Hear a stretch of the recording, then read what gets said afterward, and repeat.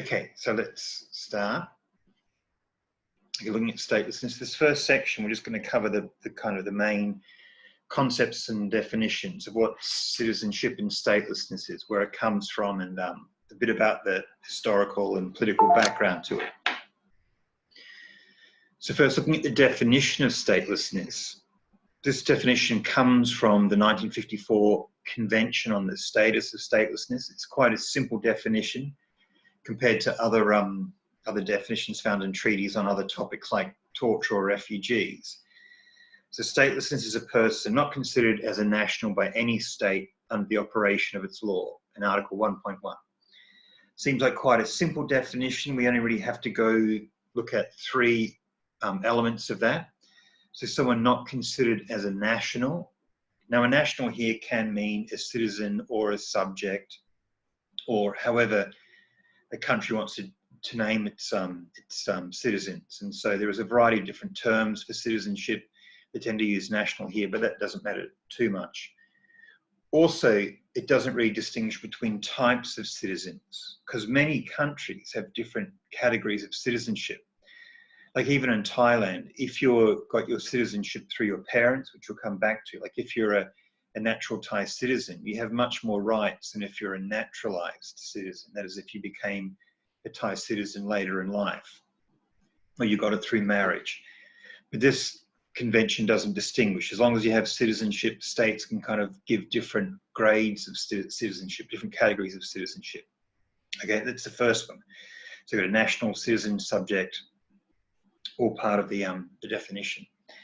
The next is recognized by states, and this is kind of obvious, but it becomes important later when we look at the political context to citizenship. So a state has to do the recognition. Now the challenge there, of course, is that some political entity, say like Palestine or Hong Kong or Taiwan, you then get questions about, well, are their citizens stateless because they're not being recognized by a state? And that's definitely a challenge for, say, Palestine. While we may consider them refugees or may not consider them Israeli citizens, they may fall under the definition of being stateless. So there's a much bigger, complex answer to that question that we're not going to look at. But basically it means you've got to be recognized by a state to get your citizenship. And lastly, you're recognized under its law. And we'll come back to this point a number of times, because this definition of statelessness really only defines it as a legal status, so you're not recognized by the law. And as we'll come to soon, we can see that you can get some statelessness even though you may be recognized by the law, but you're not being effectively considered a citizen. Okay, but this definition just says you've got a state by its law has to recognize you as a national. That means you're a citizen. If you don't have that, if you're not recognized as a national, then you don't fit in under the laws, then you are stateless. Okay.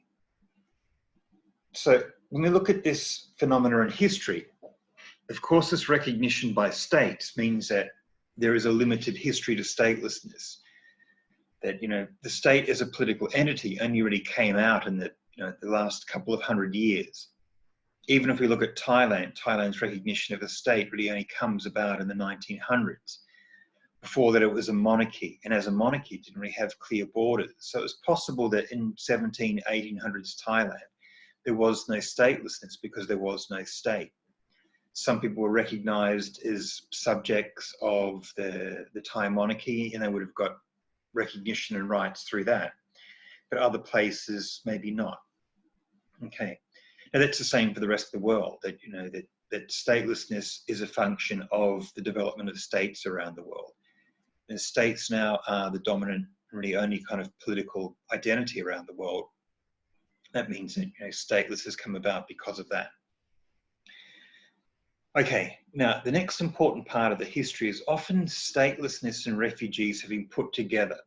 So in the League of Nations, which you talked about last class, that statelessness and refugees were kind of considered the same thing. They're kind of managed by the International Refugee Organization. They were organized through the Nansing office, the Nansing passports. And so they're kind of considered the same. It wasn't until post-World War II that statelessness gets treated differently. Okay, and that point is kind of in 1951. We'll come back to this. When the Refugee Convention comes out, the statelessness was an optional protocol to that. And they decided, no, we're going to treat them separately. So statelessness and the optional protocol became the 1954 Convention. And the 1951 Refugee Convention then managed refugees. We know it has been a long-standing issue, particularly in the 1900s and between the interwar period in Europe, between World War I and World War II, there were big problems of statelessness. As I mentioned last class around refugees, the White Russians were actually stateless.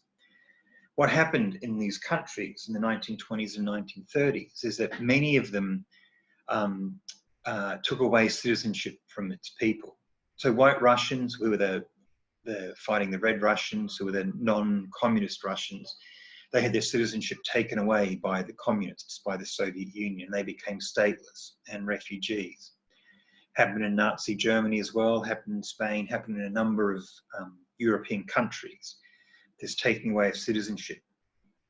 So that's why in the UDHR they wanted to address that.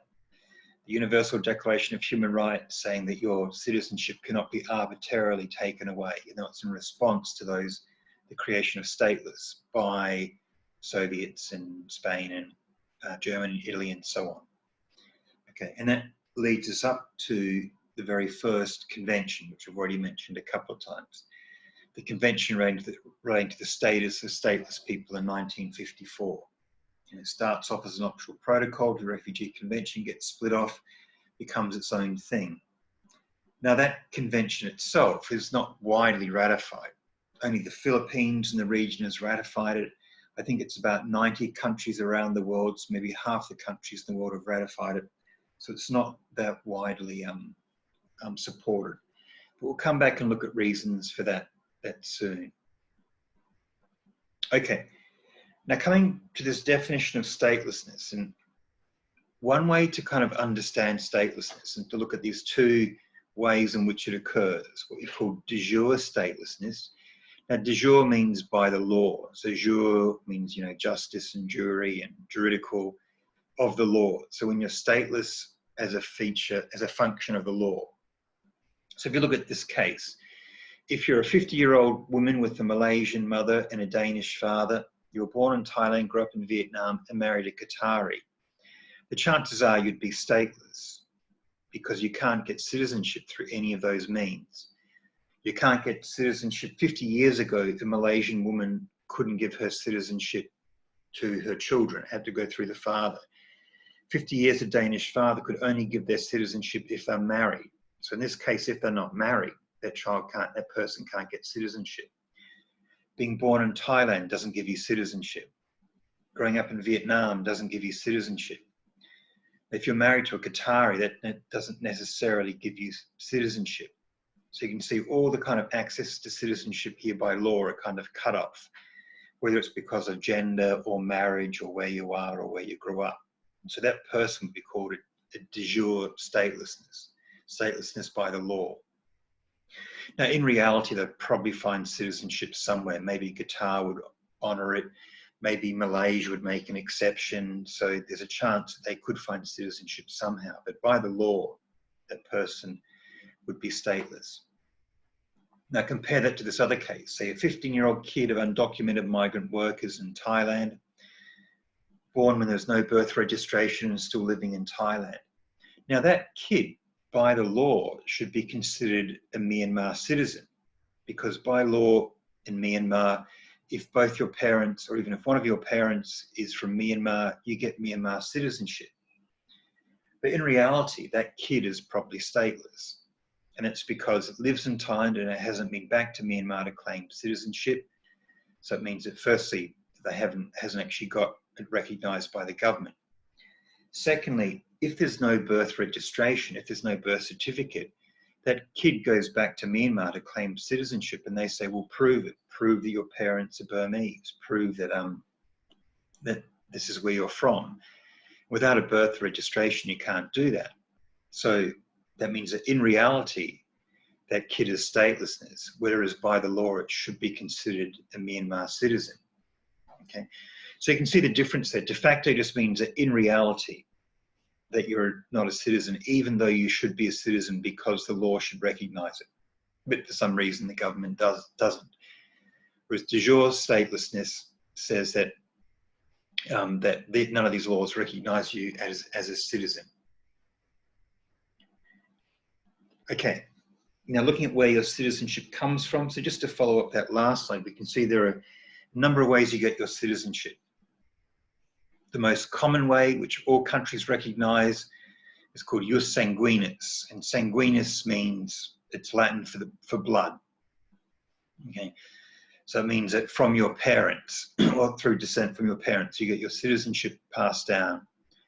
Okay, that should be not fathers the father, but favors the father, because in many countries up until quite recently, only fathers gave their citizenship to children, not mothers. And that was the case in Thailand until about 20 years ago.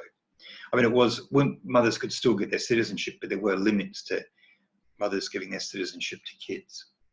So that's, all countries recognize citizenship through descent. If you're what nationality your parents are, you become that as well, but with limitations mainly around gender. Sometimes limitations around where you're born as well. Okay, the next main category is called you're solely of the soil, which means that your citizenship is by the place of birth, where you were born. Now, this is very rare in Asia, but very common in North and South America. So you know that in the United States, if you're born in the United States, you become a citizen. Same in Canada, same for much of Latin America as well, Brazil and Colombia, and I'm sure Argentina and Chile as well. If you're born in those countries, you get those citizenships. But if you're born in Thailand, you don't get Thai citizenship. Same in Philippines and Indonesia and so on. Okay. So they're the two main categories of citizenship. The next category is by naturalization. And that means that that's where you acquire it for some reason. You live in a country long enough to be able to claim for it, you know, 5 or 10 years, and you may have to speak the language, you may have to pay a certain amount of money. Some countries you can acquire citizenship through investment. Now, you may know about Thaksin Shinawatra, who's kind of like in exile out of the country, the previous prime minister. So he's now a citizen, I think, of Dubai and Montenegro and some other countries. So he would have got those citizenships through kind of buying them or investment. Some poor countries, you know, sell their citizenship, and these are some poor little Pacific Island states, like I think Tonga and Nauru, maybe not Nauru, but you know, some of those small Pacific Island states sell their citizenship. Okay. Now, another common form of naturalization is through marriage. You marry someone, and by that you can then acquire their citizenship as well. Okay, so that's the three main categories of how you get your citizenship: through your parents, through where you're born, or through the process of naturalization. Okay, let me stop there.